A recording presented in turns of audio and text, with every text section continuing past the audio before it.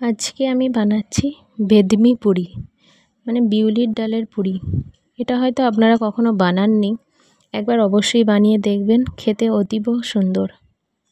তো আমি এটা কিভাবে বানাচ্ছি সেটা আপনাদের সাথে শেয়ার করব। এর জন্য প্রথমে একটি মিক্সির জারের মধ্যে নিয়ে নেব ভেজানো বিউলির ডাল। আমি 4-5 ঘন্টা আগে বিউলির ডালটা ভিজিয়ে রেখেছিলাম। সেই বিউলির ডালটাই মিক্সির জারের মধ্যে নিয়ে নেব। এর মধ্যে দিয়ে দেবো কসুরি মেথি, ধনে গুঁড়ো, গরম মশলা, নুন। এবার এগুলিকে ভালো করে জল দিয়ে পেস্ট করে নেব একদম। এদিকে একটি পাত্রের মধ্যে নিয়ে নেব ময়দা, সুজি আর যে বিউলির ডালের পেস্টটা করলাম সেইটা। মিক্সি জার ধোয়া জল দিয়ে দেবো। এবার ভালো করে এটিকে মেখে নিতে হবে। দেখুন মেখে নিয়ে বেলা হয়ে গেছে। এবার লুচিগুলো আমি ভেজে নেব।